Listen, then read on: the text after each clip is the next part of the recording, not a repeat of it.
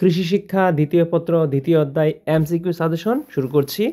আমার সাথে তুমি সুন্দর করে প্র্যাকটিস করে নাও, এতে করে তোমার পিডিএফটা পড়তে অনেক বেশি সহজ হবে। নাম্বার 1, পৃথিবীতে পাখির প্রজাতির সংখ্যা কত? 9,000।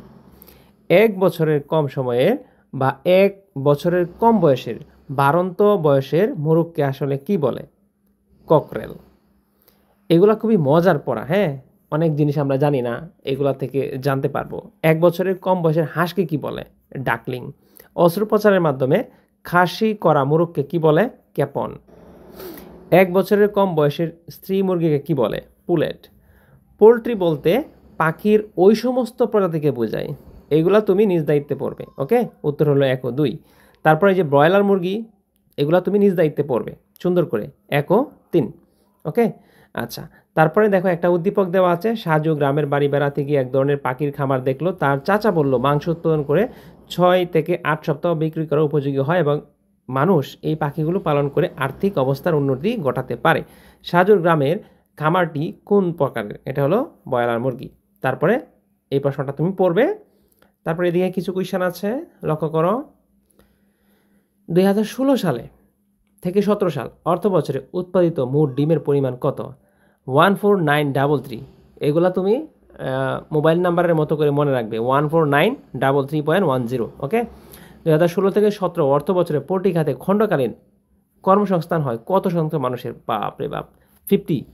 পোল্ট্রি খাত থেকে 2016 সাল থেকে 17 সালে কত মিলিয়ন মেট্রিক টন মাংস উৎপাদিত হয়? 7.154। লেয়ার মুরগি ডিম দেওয়া শুরু করে কত মাস হলে? 5 মাস। এই ধরনের প্রশ্ন পরীক্ষায় আসবে। আরেকটা কথা তোমাকে অবশ্যই বলে রাখি, তোমার কাছে যে বই আছে অথবা টেস্ট পেপার অথবা এনিথিং, কিছু তো একটা আছে, তাই না? যেহেতু পরীক্ষা দিচ্ছ তুমি, তখন ওখান থেকে দেখবে যে বোর্ডের যে কোয়েশ্চেনগুলো আছে এগুলো মাস্ট পড়বে। এখানেও বোর্ডের কোয়েশ্চেন আছে, আমি পাশে লিখি নাই, বোর্ডের কোয়েশ্চেন আছে, বুঝতে পেরেছ? বোর্ডের কোয়েশ্চেনও আছে এখানে, বোর্ডের বাইরেও আছে, বিভিন্ন কলেজের টেস্ট পরীক্ষা আসছে এগুলো আছে। সুতরাং তাহলে সব কমন পাবে। ব্রয়লার মুরগির বিক্রয়ের উপযোগী হয় কত সালে? দেখো কত সপ্তাহে? 6 থেকে 8 সপ্তাহে। তারপরে এখানের যে কোয়েশ্চেনগুলো আছে এগুলো কোয়েশ্চেন তুমি একটু মনোযোগ সহকারে পড়ে নিও, ওকে।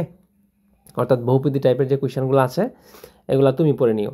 আমি তো পিডিএফ দিবই, ওখান থেকে তুমি একটু পড়ে নিও। তারপরে দেখো, জন্টুদের কৃষি শিক্ষক তাদের ক্লাসে বললেন গৃহপালিত, এখানে উদ্দীপকটা আছে, মনোযোগ সহকারে পড়বে। পড়ে তার উত্তর হলো জৈব সার, ওকে।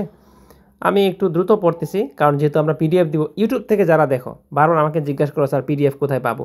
আমরা বারবার বলতেছি যে আমাদের পেজ টিচ মিজান বিডি, এই যে পেজটা, তুমি ফেসবুকে এসে জাস্ট এই নামটা সার্চ করবে, সার্চ করলেই তো আমাদের পেজটা পেয়ে যাও। তখন এখানে প্রবেশ করে দেখবে সব কিছু আছে, তাইলেই তো হয়ে গেল। যারা টিকটক থেকে দেখো, ফেসবুক থেকে দেখো, ইউটিউব থেকে দেখো, যেখান থেকে দেখো, তুমি এই নাম সার্চ করলেই তো পেয়ে যাবে। আমাকে ইনবক্সে মেসেজ করে একদম অবস্থা খারাপ করে দেয়, এই নামটা সার্চ করলেই তো তুমি পেয়ে যাবে, ওকে।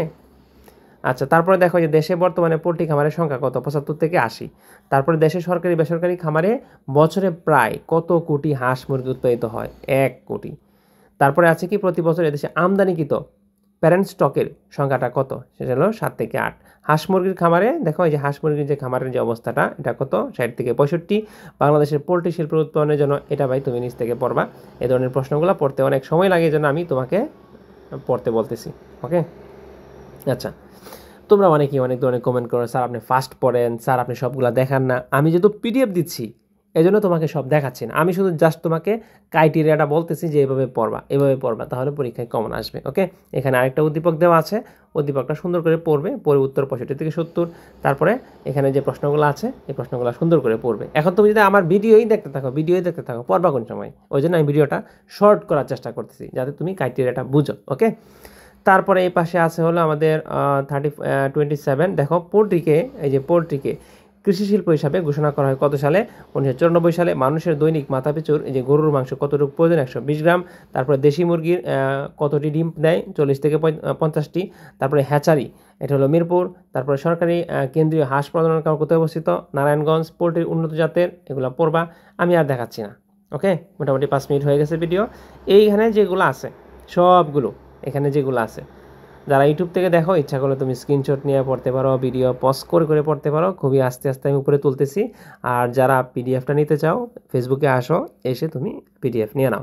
ইউটিউবে তো আসলে পিডিএফ দেওয়া যায় না, ওখানে আবার আপলোড করা লাগে গুগল ড্রাইভে, ওটা আপলোড করা বেশ ঝামেলাজনিত, আমার কাছে বেশ ঝামেলাজনিত লাগে, যে কারণে তুমি ফেসবুকে আসো। তুমি ফেসবুকে আসতে অসুবিধা কি, তুমি এখানে আসো, এখান থেকে আসে নিয়ে যাও, তাইলেই তো হয়। দেখো আমরা অনেক কাজ করি, কলেজে ক্লাস নিতে হয়, প্রাইভেট ব্যাচ আছে ওইটা পড়াইতে হয়, তারপরে আইসে ফ্রি টাইমে তোমাদেরকে সব কাজ বাদ দিয়ে আইসে এগুলো করতে হয়, তাই না? এগুলোর জন্য যে আমরা আলাদা ফি নিচ্ছি এরকম হতো না, সব ফ্রি দিচ্ছি। তো এই কাজগুলো কেন করতেছি? তোমাদের উপকারের জন্য, তোমাদের ভালো একটা ফলাফলের জন্য। আবার সাথে সাথে আমরা বলতেছি আমরা যে তোমাদের অ্যাডমিশন আছে ওখানে সব কিছু ফ্রি দেওয়ার চেষ্টা করতেছি, বুঝছো? কলেজে ক্লাস নিতে হয়, তারপরে প্রাইভেট ব্যাচ আছে, অনেকগুলো ব্যাচ আছে, ওগুলো পড়াতে হয়, এরপরে না এখানে আসতে হয়, বুঝছো? এই হইলো ব্যাপার আর কি। তো কেউ মন খারাপ করো না, চেষ্টা করি তোমাদের উপকার করার জন্য, সাথে থাকার জন্য, এই হলো ব্যাপার। তো যারা যারা ফলো করো না ফলো করে দাও, সাবস্ক্রাইব করো না সাবস্ক্রাইব করে দাও। মানে চেষ্টা করি তোমাদের সাথে উপকারটা করার জন্য, এত কিছু কষ্ট করার পরে আসলে এখানে আসতে হয় আর কি, এই হলো ব্যাপার, বুঝছো? তোমরা ফেসবুক থেকে এসে জিনিসটা নিয়ে নিও। ধন্যবাদ সবাইকে।